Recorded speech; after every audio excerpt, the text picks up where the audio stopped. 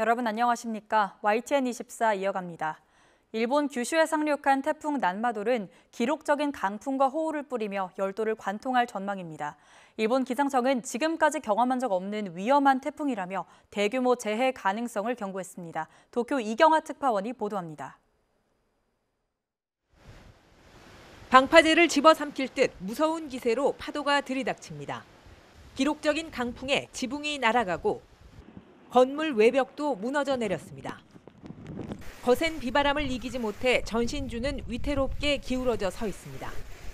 태풍 난마도를 가장 먼저 마주한 일본 큐슈 남부. 다친 사람뿐 아니라 크고 작은 피해가 속출했습니다. 일본 기상청은 지금까지 경험한 적 없는 위험한 태풍이라고 설명했습니다. 本当に経験したことのない風が吹く恐れが高まってきているというふうに考えています。木造家屋とかだったら屋根が飛んで自分の家がもう寝てる間になくなっていく潰れてしまうとか。 큐슈 남부에 상륙한 태풍은 서부 해안 지역을 따라 북부까지 올라온 뒤 북동쪽으로 방향을 꺾을 전망입니다. 일본을 관통해 빠져나갈 때까지 강한 바람과 많은 비를 뿌릴 것으로 예상됩니다. 기상청은 수십 년에 한 번 있을 만한 대규모 재해가 발생할 수 있다고 경고했습니다. 태풍이 지나가는 지역 주민에게는 신속히 안전한 곳으로 이동하라는 피난 지시가 잇따르고 있습니다.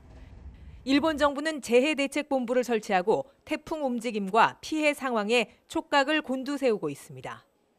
最新の気象情報や避難情報などに十分に注意をしてください。早めに命を守る行動をとってください。 태풍 영향으로 큐슈뿐 아니라 도쿄 등 수도권에도 강한 국지성 호우가 이어졌습니다. 재해당국은 일부 하천이 범람 위험 수위까지 상승했다며 주민에게 각별한 경계를 당부했습니다. 도쿄에서 YTN 이경아입니다. 태풍이 북상하면서 강한 비바람이 예보된 부산과 울산, 경북과 경남 지역에 산사태 위기경보 주의가 발령됐습니다. 산림청은 태풍 난마돌이 다가오면서 이 지역에 최고 150mm가 넘는 폭우가 내릴 걸로 예보됨에 따라 산사태 위기경보를 주의로 격상한다고 밝혔습니다. 산림청은 산사태 취약 지역의 주민들은 미리 안전한 곳으로 대피해달라고 당부했습니다. 또 대피 시에는 가스 밸브와 전기를 차단해 2차 피해를 예방할 수 있다고 덧붙였습니다. 어젯밤 늦게 제주 해안도로 인근에서 낚시하다가 파도에 휩쓸려 안타깝게 숨진 사고가 있었는데요. 시청자께서 보내오신 영상 함께 보시겠습니다. 네, 해당 영상은 어젯밤 11시쯤 시청자 김민석 씨가 보내주신 영상입니다. 네, 수색대가 파도가 거세게 일고 있는 바다에서 손을 흔드는 모습이 지금 보이는데요. 그리고 이어서 바다 위에 떠 있는 헬기가 바다 아래로 로프를 내립니다. 그리고 선명하게 보이지는 않지만 로프를 이용해서 헬기가 남성을 끌어올리는 모습도 영상에 담겼습니다. 네, 태풍의 영향으로 파도가 최대 3m까지 거세게 일고 있어서 보시는 것처럼 기상 상황이 좋지가 않았는데요. 그래서 수색 작업에도 어려움이 많았던 것으로 알려졌습니다. 네, 발견된 낚시꾼은 소방 헬기로 구조돼 병원으로 이송됐지만 끝내 숨졌습니다. 이 남성은 성인 남성으로 확인이 됐습니다만 아직까지 정확한 신원은 파악되지 않고 있습니다. 네, 관련해서 추가 영상이나 관련 소식은 들어오는 대로 이어지는 뉴스에서 전해드리겠습니다. 태풍 난마돌의 영향권에 들어가는 부산 지역의 모든 학교가 오늘 등교 대신 원격 수업을 진행합니다. 부산시 교육청은 지역 내 모든 유치원과 초중 고등학교의 원격 수업을 결정했습니다. 울산에서는 유치원 2곳, 초등학교 2곳, 중학교 1곳이 원격 수업으로 전환했고 중학교 3곳과 고등학교 1곳은 등교 시간을 조정했습니다. 제주에서는 고등학교 1곳이 등교 시간을 기존 아침 8시 반에서 9시 반으로 1시간 늦췄습니다. 14호 태풍 난마돌은 일본에 상륙했지만 우리나라에도 비바람 피해가 우려됩니다. 이번 태풍과 비슷한 진로로 이동한 2004년의 태풍 송다 때도 영남 해안에는 200에서 300mm의 폭우가 쏟아졌습니다. 김진두 기자가 보도합니다. 태풍 난마돌과 비슷한 경로를 따랐던 태풍은 2004년에 송다가 꼽힙니다. 일본 규슈 북단에 상륙해 열도 북부를 따라 북동진했습니다. 상륙 당시 중심 기압과 강풍 반경 역시 쌍둥이처럼 닮았습니다. 당시 송다의 영향으로 울산과 포항에는 200에서 300mm의 폭우가 쏟아졌습니다. 기상청은 남마돌로 울산, 포항이 포함된 영남 해안에 150mm가 넘는 호우를 예상했습니다. 여기에 강풍까지 동반할 것으로 전망하고 있습니다. 초속 35m에 달하는 강한 강풍이 이 지역을 중심으로 강타할 것으로 보여 강한 비와 함께 매우 강한 바람도 주의해야 될 것으로 예상하고 있습니다. 반면 태풍의 중심에서 멀어진 제주도와 서해안은 비보다는 바람만 주의하면 됩니다. 제주도에는 초속 35m, 서해안에도 초속 25m의 순간적인 돌풍이 불 것으로 보여 시설물 피해가 우려됩니다.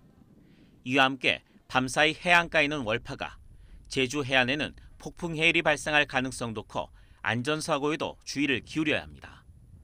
YTN 김민두입니다. 태풍 난마돌의 영향으로 비도 비지만 강풍도 우려스럽습니다.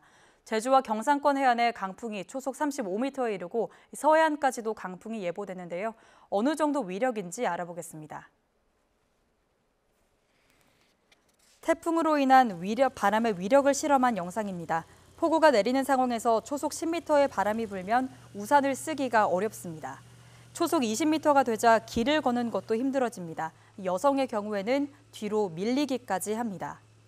초속 40m의 폭풍으로 바뀌자 몸을 가누는 것도 힘들어집니다.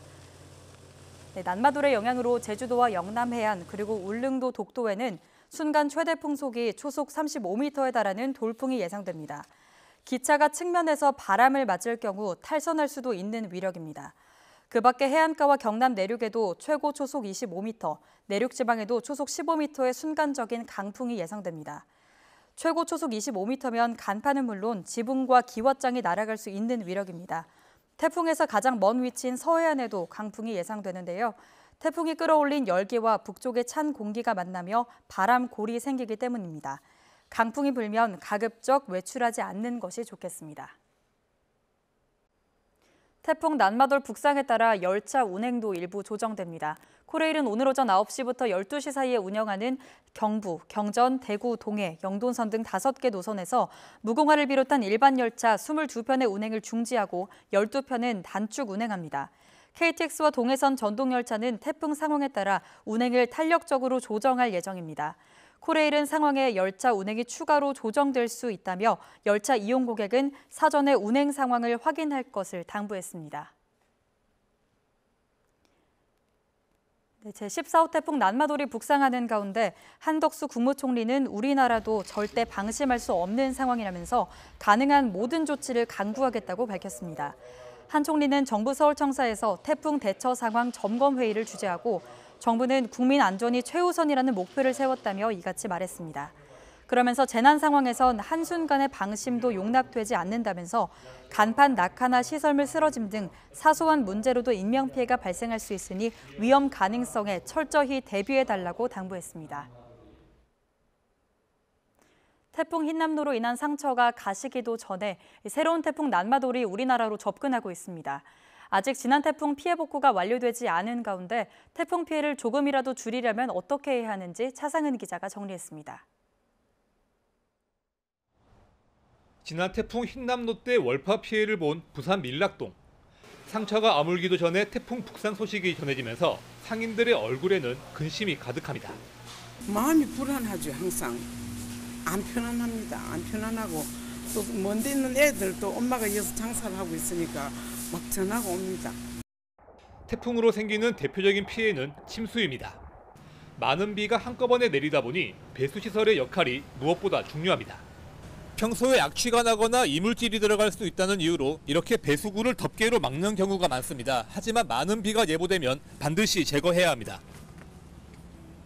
배수구로 빠져나가지 못한 빗물이 도로를 타고 흘러 아파트나 지하 상가 등에 집중될 수 있기 때문입니다.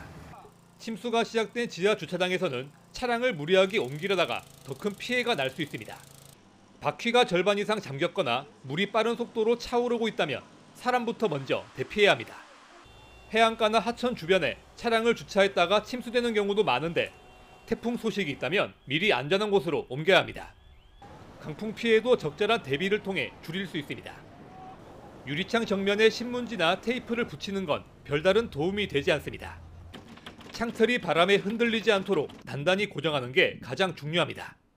바람이 불면서 그 창문에 대한 진동을 줍니다. 근데 진동이 오면요, 그 유리창이 버틸 수 있는 자기의 한계를 넘어서게 됩니다. 그러면 그 진동으로 인해서 주로 유리창이 깨지기 때문에 하천 주변의 저지대에서는 범람이나 침수가 발생했을 때 지자체에서 정해둔 대피 장소를 미리 알아두는 게 좋습니다. 태풍의 영향권에 들어가는 지역에서는 재난 문자와 방송 등을 통해 기상 상황을 수시로 확인하는 습관도 필요합니다. YTN 차상입니다.